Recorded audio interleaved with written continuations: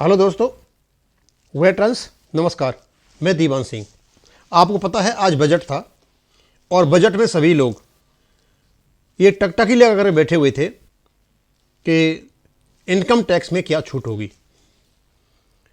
अब सीतारमन जी ने income tax में तो कुछ नहीं बताया, ये बोला कि उसकी जो डिटेल है 1 हफ्ते के अंतर्गत आएंगी, लेकिन धीरे धीरे न्यूज़ चैनलों पर इसकी खबर आने लगी। तो एक तो खबर ये आई सबसे पहले कि 12 लाख रुपए तक ये इनकम टैक्स छूट सीमा 12 लाख रुपए तक की गई। काफ़ी एनकरेजिंग न्यूज़ थी और इसका मतलब हुआ जिसको 1 लाख रुपए की इनकम है, चाहे वो पेंशनर हो और चाहे सर्विस वाला हो, उन पर इनकम टैक्स नहीं लगेगा। इसका अर्थ क्या निकलता है? फिर उसके बाद देखा कि न्यू टैक्स रिजीम का ये चार्ट भी आ गया। 4 लाख तक 0, 4 से 8 लाख तक 5%, 8 से 12 लाख तक 10%, 12 से 16 लाख 15%, 16 से 20 लाख 20%, 20 से 24 लाख 25%, 24 लाख से ज़्यादा 30%। जब 12 लाख तक की छूट की सीमा दी हुई है तो यहाँ ये 5, 10, 15% क्या कर रहे हैं, यानी 5 और 10% क्या कर रहे हैं, यानी 5 और 10% भी लग रहा है 12%। इसका क्या मतलब है? इसका सीधा साधा मतलब है कि जब इनकी फुल डिटेल्स आएंगी उसमें यह बताया जाएगा कि आप यदि ये इन्वेस्टमेंट करोगे तो उसमें आपको छूट मिलेगी। और इस समय स्टैंडर्ड डिडक्शन कर दिया गया है 75,000 रुपये। अब हम ये देखते हैं कि हमारे जेसीओज यानी सिपाही, नायक, हवलदार, नायब सूबेदार, मेजर तक, इससे इसको क्या फायदा होगा। तो अभी वर्तमान में जो हम देखते हैं, एक सूबेदार की जो एक्स ग्रुप का है उसकी 35,500 बेसिक पे है और उसको मिलता है केवल 54,000 के आसपास, 54,000 या 55,000 के आसपास मिलती है वर्तमान में पेंशन जो मिल रही है। इस साल उन पर क्या असर पड़ेगा? अब उसका चार्ट भी इन्होंने दे रखा है।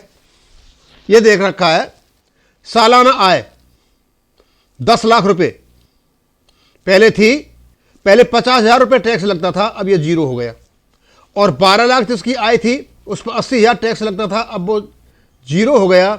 50,000 का फायदा, 80,000 का फायदा। अब इसका तो तब पता चलेगा कि ये किस प्रकार से इन्होंने 10 लाख पर 0 कर दिया और 12 लाख पर कैसे 0 किया। अभी डिटेल नहीं आए हुए हैं। उसके बाद 15 लाख वाले पे कितना पहले, अब टैक्स लगेगा 45,000, पहले 140 लगता 95,000 का फायदा। पहले 20 लाख रुपए की जिसे आमदनी थी पहले टैक्स लगता 2,90,000, अब लगेगा 1,40,000, 1,50,000 का फायदा। 24 लाख जिसकी इनकम थी उसकी 4,10,000 लगता था पहले, अब 240 लगेगा, 170 का फायदा। 30 लाख जिसकी थी पहले 590 लगता था, अब लगेगा 420 और 170 की वो थी इसकी फायदा होगा। और 50 लाख वाले को 170 का फायदा होगा। ये सारी जो चीजें हैं जब मैंने अध्ययन किया तो पता चला कि भाई हम ये देख लेते हैं कि हमारे जेसीओआर को क्या फायदा होगा। तो कम से कम जितने भी सिपाही हैं इससे बाहर, क्योंकि 4,75,000 की सीधी सीधी छूट है, कोई इन्वेस्टमेंट की जरूरत नहीं है।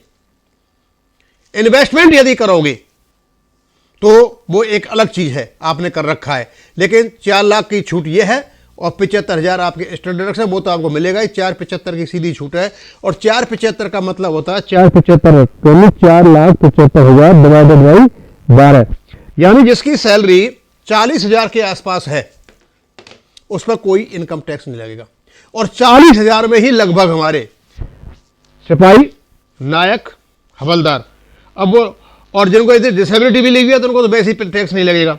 ये सारे इसमें आ जाते हैं, इवन नायब सूबेदार और सूबेदार, और इवन ये आ जाएंगे और सूबेदार मेजर तक भी हो सकता है वहां तक कुछ आ जाए। तो ये काफ़ी बड़ी राहत है। और यदि 12 लाख तक की ये बात कर रहे हैं तो स्वाभाविक सी बात है आपके कुछ इन्वेस्टमेंट होंगे, और इन्वेस्टमेंट को हटाने के बाद आपको 12 लाख की छूट मिल सकती है। तो इस बार जो टैक्स आया हुआ है, अब तक जो आपको टैक्स का प्रॉब्लम हो रहा था, टैक्स कट रहा था, और शायद अप्रैल से आपका टैक्स कटना बंद हो जाएगा इसके आने के बाद। अब इसको मैं यहीं ख़त्म करूँगा। थैंक यू, धन्यवाद।